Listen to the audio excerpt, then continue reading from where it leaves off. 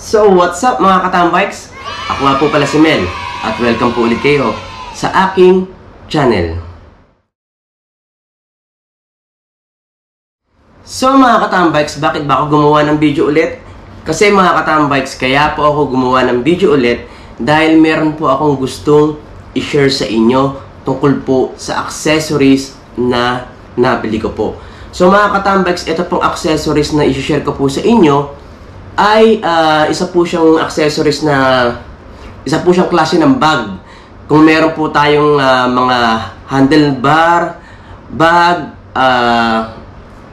frame bag, saddle bag. So ito naman pong bag na tinutukoy ko mga katambikes ay isa po siyang seat post bag. So para po siya sa seat post mga katambikes. So kung kayo po ay mahilig pong mag-short ride at may mga gamit po kayo katulad po ng mga cellphone, wallet, at or kahit na ano pa, yung mga parts na gagamitin nyo or yung mga tools na gagamitin nyo, na dadalhin nyo sa tuwing kayo po ay nag-rides. Tamang-tama po itong accessories na ito para po sa inyo. So mga katambikes, hindi ko na po pagtatagalin.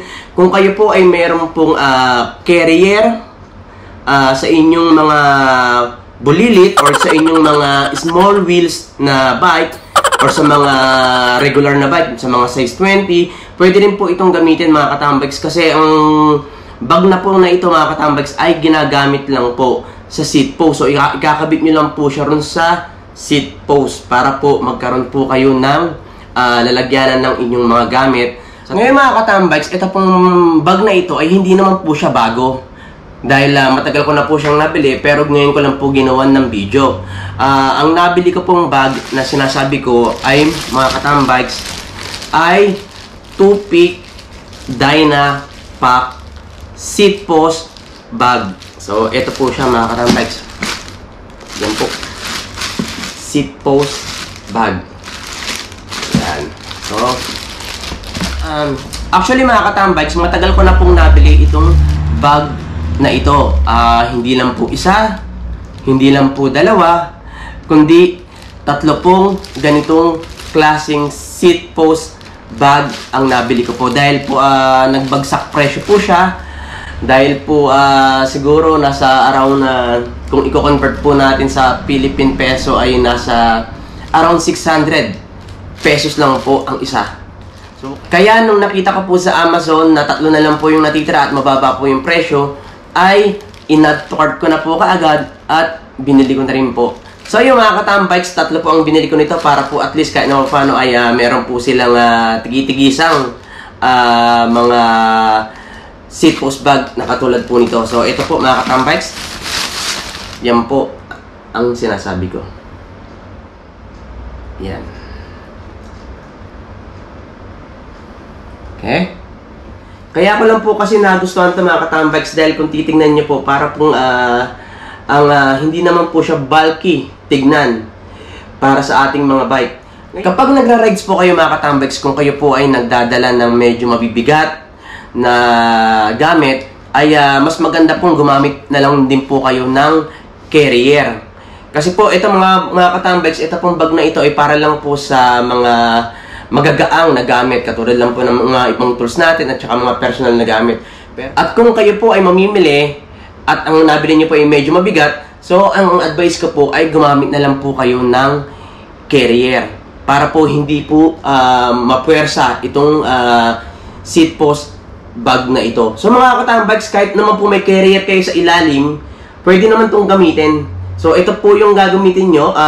Itataas nyo lang po siya. Tapos, yung sa baba po, yung carrier. So, pwede naman po yung ganong setup. Kasi, doon po sa aking Dahon Dab Uno, ganon po yung ginawa ko. Kasi, pagka bumibili po ako sa labas, sa supermarket, at katulad ng mga bigas, na 5 kg na bigas, at ibang mga gamit or pagkain, doon ko po nilalagay sa carrier, tapos tinatali ko po. Tapos, dito po sa bag na ito, dito ko lang po nilalagay syempre yung wallet, cellphone, yung mga tools na ginagamit ko sa tuwing ako po ay nagbabike. So, ayan po mga katambikes. Ngayon po mga katambikes, paano nyo po i-install itong seat post bag na ito? Meron po siyang bracket or adapter na ikakabit dito at yun po yung nakakabit sa inyong seat post. So, papakita ko po yung bracket or yung adapter na kailangan nyo para po magamit nyo itong bag na to. So, ito po. Yan po. Yan po yung kanyang loob. So, ito po yung bracket na tinutukoy ko. Ito po. So, ito po yung nakalagay sa seat post. Dito po yung seat post nyo bale. Yan. So, ganyan po ang forma niya. Pagkatapos po niyan, ito pong part na to, ipapasok nyo lang po dito sa ano na to. Yan. So, angat nyo lang po yung lock. May lock po yan. Yan po yung lock. So, yan. Angat, baba, angat, baba. So, angat nyo lang po yan. Tapos, sa ilalim po ng ating seat post bag, mga katambikes, ay meron din po siyang lock. Iyan po. So, yan. Pagka i-release nyo po or katatanggalin nyo po yung bag, pipindutin nyo lang po to itong sa ilalim at tatanggalin nyo po yung lock sa ibabaw. So, ganito po mga katambikes. Ito po yung pinaka-adapter. Pasok nyo po. So, yan. So, nakalock na po yan sa ilalim. Para po mas secure yung inyong bag, ilock nyo rin po yun dito. Yan. So, secure na po yan, mga katambikes. Ganyan po ang forma niya. Pagka tatanggalin nyo naman po, angat nyo lang po yung lock sa ibabaw. At, press nyo lang po itong sa ilalim. Tapos, hatakin nyo po palabas yung inyong seat post bag. So, ganyan po. Yan. So, yan po, mga katambikes. Ang naka-include po dito sa bag na to, mga katambikes, ay meron po siyang tatlong size ng seat post clamp. Kung ang inyo pong seat post ay medyo maliit or medyo payat, meron na po siyang kasamang ganito. Tatlong size po yan, mga katambikes. So, kung ang inyong naman pong seat post ay medyo mataba, katulad po ng aking mga seat post sa aking mga dahon dab, 33.9, may kasama na rin po siya. Kaya po i-share ko sa inyo yung video para may idea rin po kayo kung ano lang po yung size, tatlong sukat na kasama doon sa bag na ito. Ang mga size po ng clamp ng mga naka-include sa kanya ay ito pong clamp na nakakabit dito sa seat post bag ko ay 27.2 po yan. Tapos 31.6 yan. At 34.9. Makikita nyo po yan, mga katambikes, kasi nakasulat naman po dito sa gilid. Nakasulat po yan dito sa gilid. Yan. Makikita nyo po yan. Kaya, ayon po sa kanyang manual, ang pwede lang po na seat post ay simula po sa 25.4 hanggang 34.9 mm. So, yun lang po. Dun lang po sa bracket na yun. Dun lang po kayo makakapili. So, bago po kayo bumili nito, mga katambikes, make sure nyo lang muna po na ang sukat po ng inyong seat post ay pasok po dun sa size na kailangan po para po dito sa bag na ito. So, yung mga katambikes, pero kung mga alanganin naman po, katulad naman po ng 33.9. So, 33.9, pasok po siya. Okay? Pasok po siya kasi gawa nga po ng ang maximum po na seat post na pwede ay 34.9. So, 33.9, pasok po yun. So, ituturo ko rin sa inyo, mga katambikes, kung halimbawa medyo maliit yung inyong seat post. Ang gagawin nyo lang po, mga katambikes, kung mapapansin nyo, katulad po ng ginawa ko, mga katambikes, eto pong bag na ito ay ginagamit ko po kay Bisot. Dahil nga po maliit po yung size ng seat post ni Bisot, kaya po medyo, kung mapapansin nyo, meron po siyang parang sape, para po hindi rin magasgasan yung inyong seat post. So yan, kung mapapansin nyo, meron po yung kulay black na nasa loob. Yan po. Okay? So, kapag ginawa nyo pong ganon, at least kahit na papano, safe na po yung inyong seat post at hindi na po magagasgasan kahit angat, baba. Kasi gawa po ng meron naman pong ano rito, yung parang protection. So, yan po ang ginawa ko. isa pa sa mga naka-include dito sa seat post bag na ito, meron po siyang kasamang pambalot para po kung umuulan, hindi po mababasa ang inyong bag. So, meron po siyang kasamang rain cover. So, pagka umuulan po, pasok niyo lang po dito yung bag. So, sandali po. Yan. Pasok niyo lang po dito yung bag. Ganyan. Tapos, meron po siyang tali. Yan po, meron po siyang tali. Sakin niyo lang po at ganyan po. So, hindi na po mababasa yung inyong bag at yung mga importanteng gamit na nasa loob po ng inyong bag. Ayan po ang kasama niya. Meron po siyang rain cover at 3 size ng clamp. Okay? So, ngayon naman po mga katambikes ay ipapakita ko sa inyo kung ano po yung itsura niya sa loob. Yan po. Meron po siyang zipper dito. Para po dito nyo ilalagay yung mga importanteng gamit, wallet, cellphone, etc. Kung ano man po yung mga importante yan. Meron po siyang zipper. Yan, dito po. At ito po yung kanyang pinakaloob. Yan. So, ito po mga katambikes, natatanggal po yan ha. Pwede nyo pong ilipat, or kaya pwede nyo pong, kung hindi nyo naman po kailangan, pwede nyo po siyang itanggalin at itabi na lang muna po. So, ayan po yung loob niya. Okay? At meron din po siyang kapirasong maliit na bulsa dito. Yan po. Maliit na bulsa. May bulsa po yan. Yan po. Yan. May bulsa, kapirasong bulsa. Yan. Okay? So, ayan po yung kanyang loob. Meron siyang nung part na may zipper. Yan. At meron siya nung part na walang zipper. So, dito nyo po ilalagay. Pero, meron din po siyang kapirasong bulsa dito. Yan po yung pinakaloob. Okay? Sa likod naman po mga katambikes, meron po siyang maliit na reflector. Yan po. Nagre-reflect po yan sa gabi. Yan po. So, mga katambikes, yan po ang aking seat post bag na ginagamit ngayon. So, Tupic Dynapack. So, kung gusto niyo pong bumili mga katambikes, isa po ito sa may i-recommend ko sa inyo. Pero kung kayo po ay madalas po mamili ng mga mabibigat na bagay, mas okay pa rin po mga katambikes na meron po kayong carrier katulad po nung ginawa ko sa aking Down Dab 1. Meron na po siyang ganito at meron pa po siyang carrier. So, yun po yung ginawa ko sa aking Dab 1.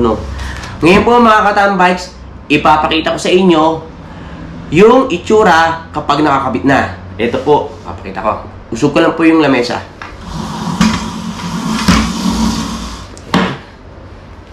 So, yung mga katambikes, ito po ngayon yung seat post bag na nakakabit po kay Blue Lilith. So, mga katambikes, kung tatanggalin nyo po, ganito lang po. Iangat nyo lang po itong lock sa ibabaw. Yan. At press nyo lang po yung sa ilalim. Then, hawakan nyo po dito sa ibabaw dahil meron naman po siyang handle dito at hatakin nyo lang po. So, ganyan po. Tapos, kabit nyo lang po. Yan. Then, ilock nyo na po. So, ayan po yung kay Blue Lilith. Wala po siyang carrier sa ilalim. Okay? Ngayon naman po mga katambikes, ipapakita ko naman po sa inyo yung aking Dahon Dab 1 na si Uno. Siya po kasi meron po siyang carrier. Tapos, nakakabit din po yung ganito niya. So, pakita ko po. Kunin ko po si Uno.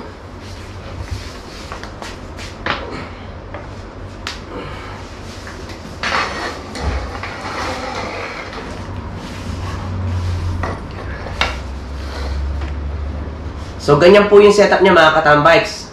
Meron po siyang carrier sa ilalim para po kapag may binibili po akong medyo mabigat at hindi po kaya nitong aking seat post bag. So, dito ko po nilalagay yung mga mabibigat at yung mga magagaang ay dito ko rin po nilalagay sa seat post bag. Ngayon po mga katambikes, kung medyo malaki yung pong inyong nabili at hindi po kakasya dito, po pwede nyo naman po siyang tanggalin.